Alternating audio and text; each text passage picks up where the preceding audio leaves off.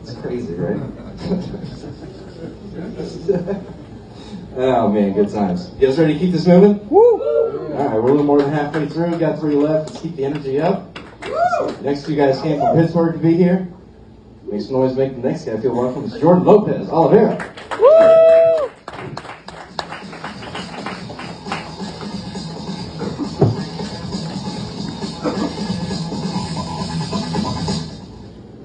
I'm happy I stopped tripping on mushrooms this morning because that shit would set me back to the future. That fucking music was good though. I drank this beer and I started feeling a little wavy, but thank God I didn't. So I read I didn't read it. I kind of seen an article, I grazed it, and the article basically said that if you smoke weed and drive, it's basically a DUI now. But every time I got drunk and drove, it was pretty fine, so I think smoking weed and driving's okay. Because I mean, it's not a, thank you. See, look, we got one clapper there. See, because I would go with like older men, and I'd look at them like, how are you guys getting home? They're like, we're fucking driving. I'm like, I'm fucking driving. You can't be a pussy, right? At that point, look, if you're kicking it with your girl's dad, and he's done drink a 5th of whiskey, he looks at you like, we're going home, boy. I'm like, uh-oh. And he doesn't walk, he has a gut. And that's, yeah, we're not going to get into why he does that. So yeah, here recently, I decided to talk shit to my brother until he cut his dreads off. So yeah, that happened. And the way that worked is mostly because I said that he looked like he was in a biker gang that just didn't make it, so they beat the dog shit out of him, and he's in retirement now. A few of those happened, and he was fucking done. He grabbed the scissors and got to going. Yeah, and I didn't stop there. I wish I would have. I had too many White Claws. And White Claws, you know, it's policy to hold one and shotgun one, which is hard to do if you always have to have one in your hand. So I was pretty fucking drunk at the time, and I feel bad. My bad, Jacob, for doing that to you, but that's how that works. He's embarrassed, very embarrassed sometimes when it comes to his females that he talks to, which rightfully so. I get it, right? I get it. I've had some troglodytes in my life. I understand. Some lot lizards are out there, but one thing you have to do is respect a 5 to get a 10. That's custom, you know what I mean? You have to get your dick sucked by a 4 that just on your dick, you know what I mean? Just sneeze on that shit, get it popping. In order to appreciate a 10 that's going to be a little bougie and be like, you can't put it in my butt like that. Hey, I've had a few that were a little Christian until they got done. Xanax is a crazy drug, and they put it in their butt pretty much regardless. I'm not saying drug anybody, but hey, if they're talking about getting down and having a little bit of fun, we can do it. I'm down with that. So, you know, shit happens. I recently decided to have some fun with my baby mother. I went to my kid's birthday, and I know she's broke. That's how it works. She's a broke motherfucker, and she is. That's how it works. I have to pay for everything for the kids, which is fine. I don't mind, right? Because it's okay. Just she tries to like treat them like they're always in a concentration camp, and I'm asking to see my fucking family, and I don't like that part of it because that's just a little weird. I have to go to like a fence and shit. It's kind of fucked up. Yeah, it's fucked up, man. So what I did was I went to the kids' party. Just having fun, and I decided to just sneak out, just leave. And when they came to her with the bill, yeah, she's never called my phone faster in her fucking life. And I was just sitting on the parking lot smoking weed, just waiting for her to fucking call, because I was just like, she's too stupid to look out the fucking window. Corona.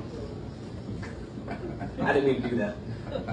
So yeah, and earlier this week, I went to Oklahoma to go visit my kids, and me and my brother went to go smoke weed at like 6 o'clock in the morning because we were up in a hotel room inside. We couldn't smoke weed inside, so we're like, fuck it.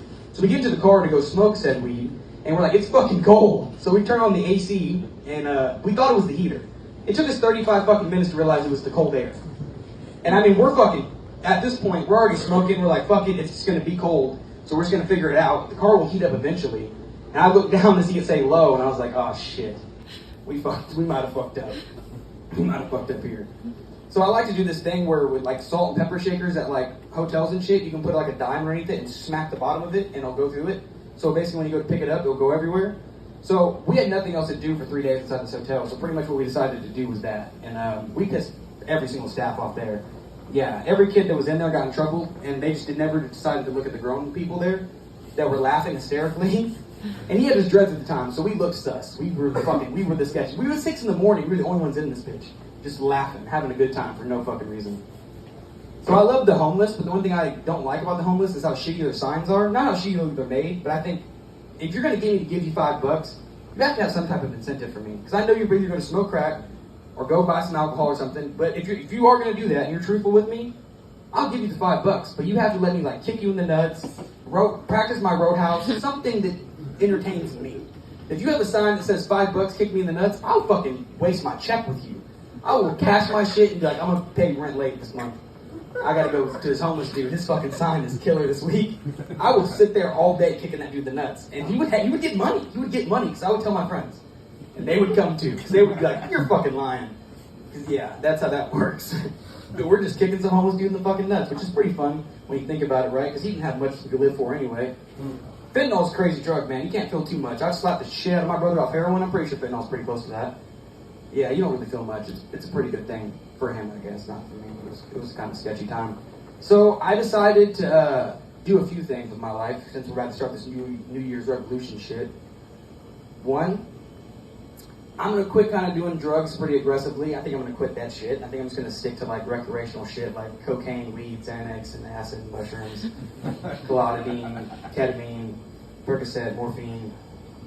You know, the shit you get from a doctor, and then sometimes you eat the regular shit, you know what I'm saying? Just the normal shit. One day, look, now that I'm saying it out loud, the list seems a little long. I'm going to have to whittle through this list. But my brother got a car the other day, and I asked him how big it was, and you said how Americans usually don't weigh like things in measurements. I said, how big is it? He said, I can fit about 15 fat bitches in here. I said, motherfucker, that does not describe how big your car is. So my brother got a car that fits about 15 fat bitches, so if you have any fat bitches in the area that you want to get down, that man got the car for you. I'm Jordan, appreciate you guys.